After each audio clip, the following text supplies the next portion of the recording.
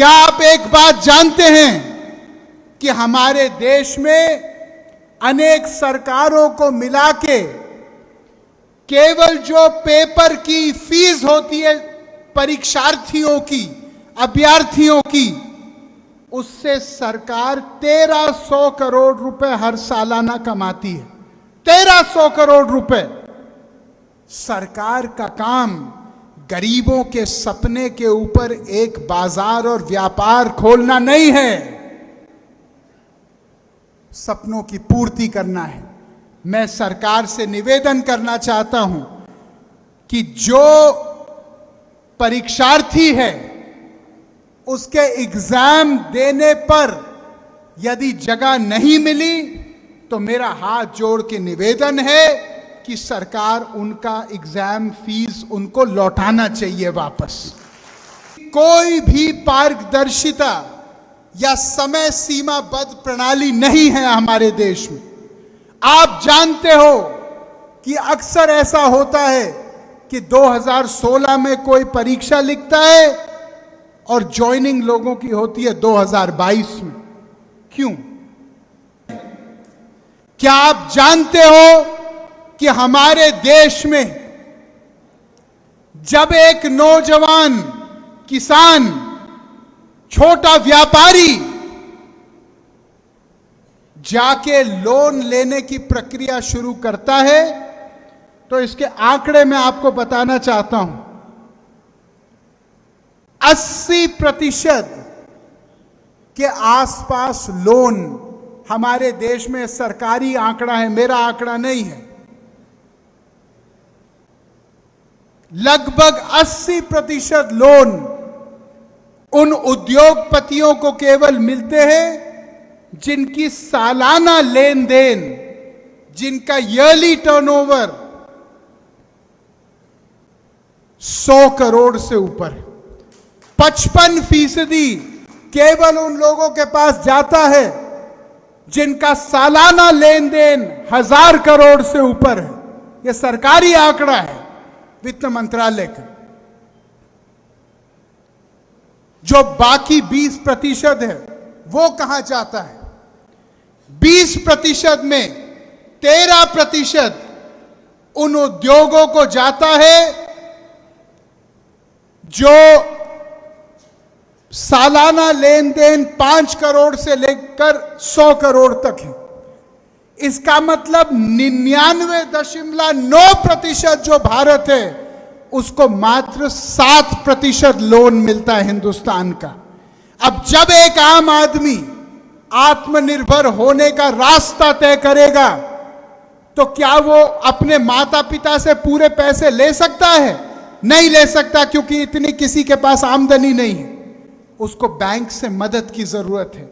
अब जब बैंक में सारे मदद की प्रणाली ही समाप्त है एक आम इंसान के लिए, तो वो सपना क्या साकार हो सकता है? आप मुझे बताइए।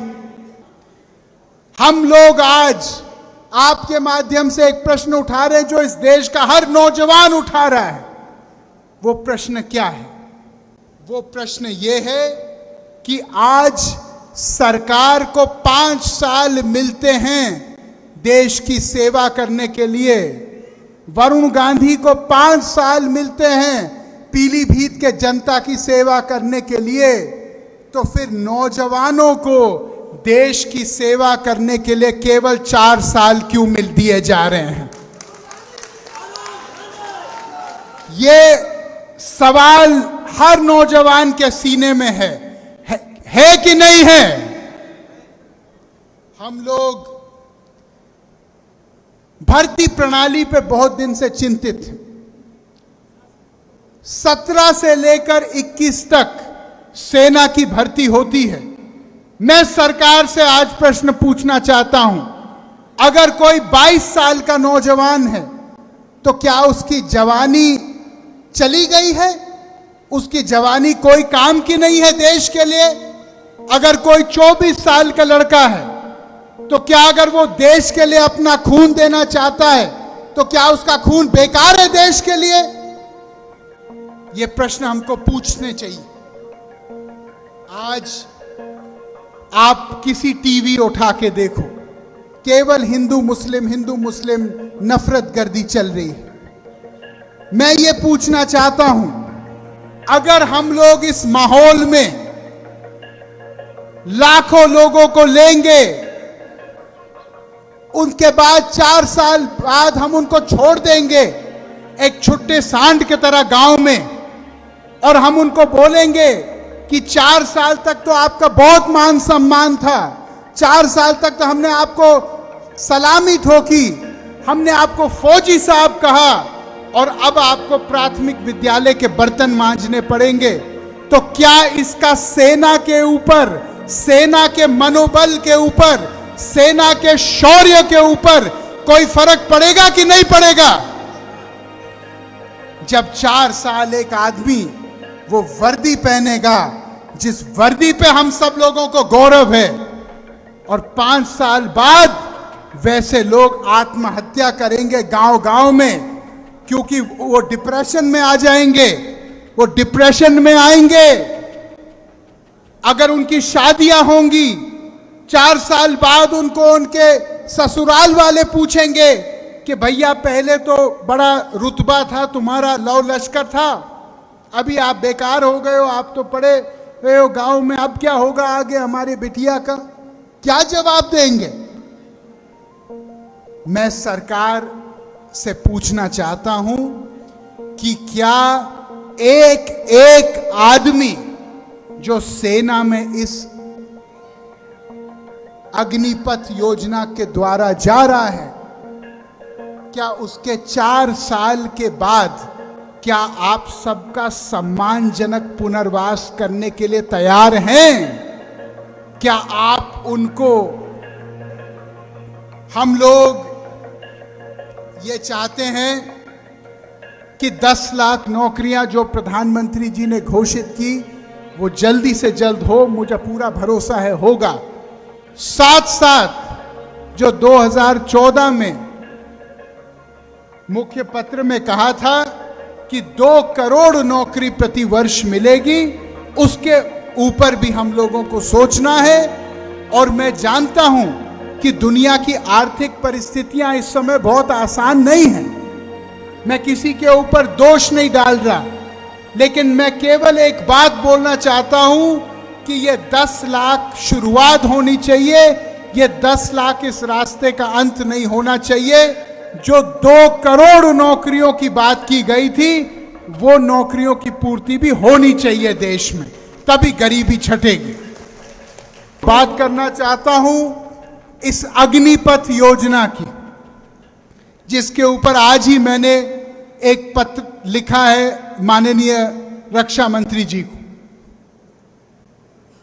यह अग्निपथ जो योजना है, इसके बारे में कई नौजवानों ने पिछले 2 दिन में मुझे सोशल मीडिया पे लिख के, फेसबुक ट्विटर पे लिख के अपनी चिंताएं मेरे सामने रखी हैं। भाइयों, मैं सेना में तैनात एक नौजवान को एक सरकारी नौकर मुलाजिम नहीं मानता, मैं उसको एक तपस्वी, एक योद्धा मानता हूं।